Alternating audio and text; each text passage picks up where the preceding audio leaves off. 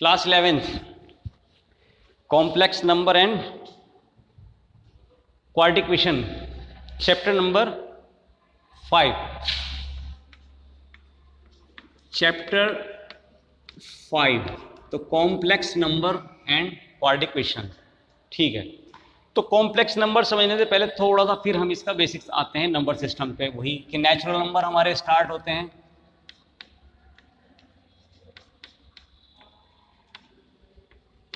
1 2 3 and so on, and whole number 0 1 2 3 and so on. यानी natural number में हमारे पास 1 से लेकर सब इनफाइनाइट तक नंबर थे हमारे पास। तो यहाँ हमें 0 की कमी हुई, तो 0 को पूरा करने के लिए हमने होल नंबर ले लिया, तो उसमें 0 इंक्लूड हुआ। उसके बाद आता है कि भाई ये तो पॉजिटिव नंबर्स हैं, नेगेटिव नंबर्स भी हो सकते हैं हमारे पास, तो हमने इंटीजर को यूज किया। इंटीजर्स में क्या हुआ, माइनस के नंबर्स आए,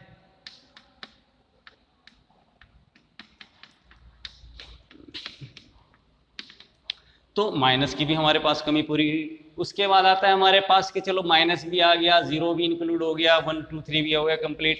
उसके बाद हमारे पास रेशनल नंबर आता है। रेशनल नंबर, क्योंकि रेशनल नंबर हमने क्यों लिया, रेशनल नंबर इसलिए लेना पड़ा क्योंकि कुछ वैल्यूज हमारी फ्रैक्शन में भी हो सकती थी, कुछ वैल्यू हमारी फ्रैक्शन में होती हैं, जैसे 2/3 5/6। तो उसको पूरा करने के लिए हमने क्या किया कि हमने रेशनल नंबर ले लिया।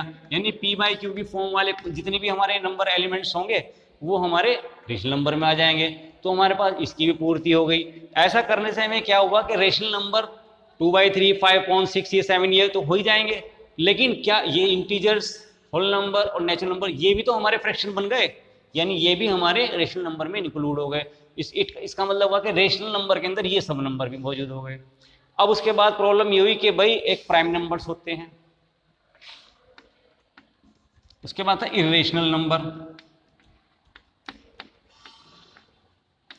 अब इर्रेशनल नंबर क्यों लिए, क्योंकि फ्रैक्शन भी आ गए, माइनस पॉजिटिव सब आ गए हमारे पास, negative positive 0 included and 1 2 3 total numbers हमारे पास आ गए। तो डेसिमल नंबर्स भी तो होते हैं हमारे पास, और डेसिमल नंबर्स में भी क्या होता है कि जो नॉन टर्मिनेटिंग और नॉन रिकरिंग होते हैं, नॉन टर्मिनेटिंग एंड रिकरिंग,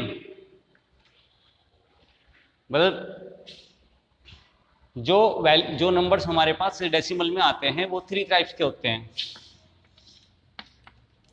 मान लो 1 2 3 1.0101 एंड 1.0100100001। अब जरा देखिएगा, जो नॉन टर्मिनेटिंग नॉट रिपीटिंग, तो ये हमारे रेशनल नंबर में आए। Non terminate not terminate and recurring, not terminate and recurring ये हमारे पास फिक्स नंबर पर रिकरिंग, ये हमारे रेशनल नंबर में आए। उसके बाद ऐसे भी तो डेसिमल होगा कि जो नॉन टर्मिनेट है और नॉट रिपीटिंग नहीं हो रहा है, मतलब फिक्स नंबर पर रिपीट नहीं, ये तो फिक्स नंबर पर रिपीट है, ये हमारा फिक्स नंबर पर रिपीट है, इसलिए हमने रेशनल नंबर लिया। अब ऐसा नंबर भी तो हो सकता है कि जो टर्मिनेट भी ना हो और फिक्स नंबर पर रिपीट ना, तो इसको इरेशनल नंबर, ये किस कैटेगरी में आएगा, तो इसके लिए हमने फिर इरेशनल नंबर लिया, यानी जो p/q की फॉर्म में नहीं लिख सकते और नॉन टर्मिनेट और नॉन रिकरिंग में आएगा, तो ऐसे नंबर्स के लिए इरेशनल नंबर आ गया। अब एक नंबर और भी आता है क्या कि इमेजिनरी नंबर, यानी हमने 10th क्लास में क्वाड्रेटिक इक्वेशन पढ़ी थी, वहां पर क्या होता था, हम डिस्क्रीमेंट निकालते थे जिसको हम b² - 4ac बोलते थे। तो उसमें हमारे पास कुछ कंडीशंस आई थी क्या कि इफ डिस्क्रीमेंट यानी b² - 4ac is equal to 0, तो 2 = √2 रियल। अच्छा, उसके बाद आता है हमारे पास रियल नंबर। अब रियल नंबर में क्या हुआ, रियल नंबर में ये जितने भी नंबर्स हैं यानी रेशनल और रिलेशन सबको इंक्लूड करके एक रियल नंबर बना दिया गया। ठीक है, रियल नंबर्स बना दिए गए। उसके बाद आता है हमारे पास क्या जी, प्राइम नंबर्स। प्राइम नंबर्स कौन से होते हैं, जो जिनका कोई फैक्टर ही नहीं होता, सिर्फ अपने आप से डिविजिबल होते हैं, जैसे 2 3 5। ठीक है, अगर मैं इन प्राइम नंबर्स के ऊपर रूट लगा दूं तो ये हमारा इरेशनल नंबर बन जाएगा। ठीक है, ये भी हमारे इरेशनल नंबर में आ जाएगा। अब आता है हमारे पास क्या, डिस्क्रीमेंट, जो हमने 10th क्लास में पढ़ा था, discriminant B square minus 4ac। वहां हमें ये बताया गया था कि अगर इसकी वैल्यू 0 आएगी तो 2 इक्वल रूट्स होंगे, यानी 2 इक्वल रूट्स होंगे। कौन से? 2 इक्वल, 2 रियल इक्वल रूट्स होंगे। ठीक है, उसके बाद आता था क्या कि अगर B square minus 4ac is greater than 0 आता है तो 2 रूट्स होंगे, बस 2 रूट्स होंगे, 2 रियल रूट्स होंगे, 2 रियल और 2 रियल इक्वल रूट्स होंगे। और अगर बी स्क्वायर माइनस 4ac की वैल्यू निगेटिव 0 से कम आती थी, यानी निगेटिव आती, तो नो रियल रूट्स बोलते थे, नो रियल रूट्स हम वहां पर बोलते थे। तो इस हमारे पास सिर्फ इन दो का सॉल्यूशन था, इसका सॉल्यूशन हम बोलते थे कि नो रियल रूट्स। तो ये हमें पढ़ाया नहीं गया, लेकिन अब 11th-12th में हमें इसको भी सॉल्यूशन पे निकाल के लाना पड़ेगा। तो उस प्रॉब्लम को सॉल्व करने के लिए हमारे पास एक नई चीज़ आई, कॉम्प्लेक्स नंबर, जिसको इमेजिनरी नंबर आयोटा से हम डिफाइन करते हैं। और इसको लिखने का तरीका होता है a + bi। ये इसका कॉम्प्लेक्स नंबर हो गया।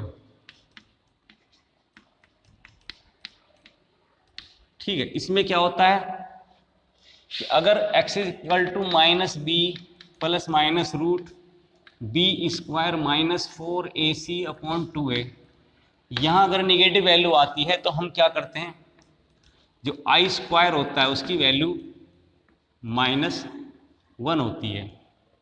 आई स्क्वायर = -1 होती है हमारे पास। -1 को हम आई स्क्वायर से नोट करते हैं। तो जैसे हमारे पास मान लीजिए एक इक्वेशन आई -2 प्लस माइनस और अंदर माइनस का 8 आ गया है 2a, तो हम इसको कैसे शो करेंगे, -2 प्लस माइनस 8i स्क्वायर, तो i हमारा बाहर आ जाएगा, 2a plus minus i/8 2a, तो ये निगेटिव भी खत्म हो जाएगा। तो एक इमेजिनरी नंबर, इसको आयोटा से हम डिफाइन करते हैं।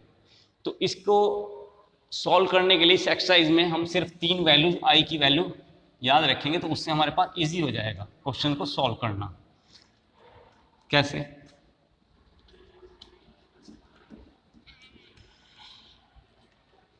कैसे? आई स्क्वायर निगेटिव -1 होता है, i की पावर 3 इज -i होता है, और i की पावर 4 = 1 होता है। बस ये 3 वैल्यू आपको लर्न करनी है, उसी से हम क्वेश्चन सॉल्व करेंगे। आई स्क्वायर इज -1, i की पावर 3 इज -i, i की पावर 4 = 1। देखते हैं एक्सरसाइज 4.1 5.1। तो एक्सरसाइज है हमारे पास 5.1। ठीक है, ये इधर लिख देते हैं। तो आई स्क्वायर = -1 और i की power 3 is -i and i की पावर 4 = 1। क्वेश्चन आता है हमारे पास 5i, question number 1, 5i and minus के 3/5 i। कैसे सॉल्व होगा, बस मल्टीप्लीकेशन में 5 से 5 कैंसिल आउट हुआ, ये हो गया -3 और i × i यानी i स्क्वायर। और सिंस i स्क्वायर हमारे पास क्या होता है -1, तो वैल्यू यहाँ पुट करेंगे -1, तो आंसर इज 4। बस। क्वेश्चन नंबर 2, i की पावर 9 प्लस i की पावर 19, i की पावर 9 प्लस i की पावर 19। तो इसको हम सॉल्व कैसे करेंगे, i की पावर 4 की पावर 2 और i की पावर 4 की पावर 4 i की पावर 4 16 प्लस 3। तो 4 की वैल्यू क्या होती है, i की पावर 4 1 और 1 का स्क्वायर इज 1 और 4 = 1, 1 की पावर 4। अब इससे हम लिख सकते हैं i की पावर 4 इंटू i की पावर 3। ठीक है, तो ये तो 1 हुआ और i की पावर 3 इज -i, तो 1 - i इज द आंसर। देखते हैं 5.2।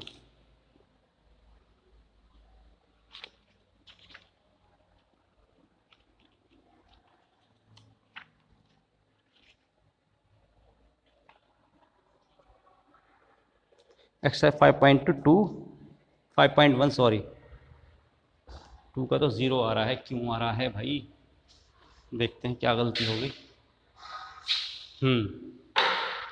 4 to the 8 इंटू आई, क्योंकि 1 है तो ये आई आएगा और ये आएगा पॉजिटिव आई से माइनस आई कट के हमारे पास 0 आंसर आ गया। उसके बाद आता है हमारे पास आई की पावर माइनस के 39। क्वेश्चन नंबर 3, आई की पावर माइनस के 39, इसको पॉजिटिव बनाएंगे पहले। ए आई की पावर इज 39, आई की पावर 9, 4 9 जा 36, 36 एंड 3, तो ये 1 हो गया। आई की पावर 3 इज माइनस के आई। अब इसको हम नेगेटिव हटाएंगे तो क्या करेंगे, आई से ऊपर multiplication, multiply by I in numerator and denominator दोनों में, तो आई ऊपर आ गया, माइनस आई आ गया, इंटू आई आ गया, तो ये आया माइनस ऊपर आई और नीचे माइनस आई स्क्वायर। इस आई स्क्वायर से क्या होगा, माइनस आ जाएगा 1, तो ये पॉजिटिव का 1 से आई आंसर।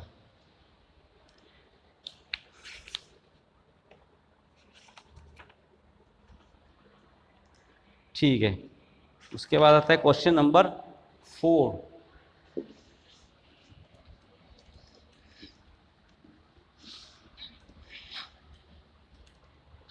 क्वेश्चन नंबर 4 है हमारे पास 3 7 प्लस आई 7, 7 प्लस आई 7 प्लस आई 7 प्लस आई 7, 7 प्लस आई 7, 7 प्लस आई 7, 7 प्लस आई 7 और 3 और आई। ठीक है, बस मल्टीप्लीकेशन 7 3 दा 21, 7 3 दा 21, 7 आई एंड आई है नहीं, एंड आई स्क्वायर 7। ठीक है, तो 21 और 7 मिलकर कितने हो गए, 28 I square is negative minus 7, 21 में 7 गए हमारे पास, 14 plus 28 I is the answer. ठीक है, उसके बाद आता है हमारे पास question number 5 6। Question number 5,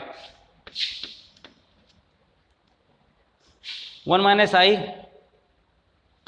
1 minus आई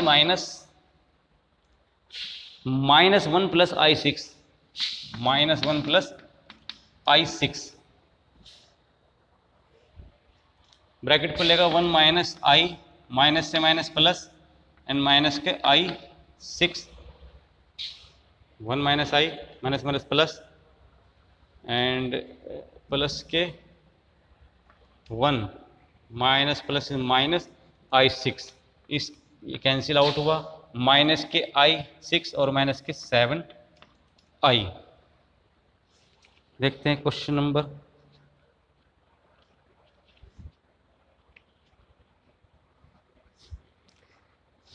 क्वेश्चन नंबर 2 माइनस 7 आई 2 ओह सॉरी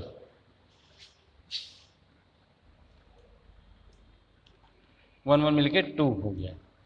ठीक है, तो बाकी जो क्वेश्चन है वो कल ख़त्म हो जाएंगे हमारे पास। देखते हैं फिर इसके बाद एक एक्सरसाइज 5.2 एंड 5.3 ख़त्म कल हो जाएगी परसों। ठीक है, तो आप इसको नोट डाउन कीजिए।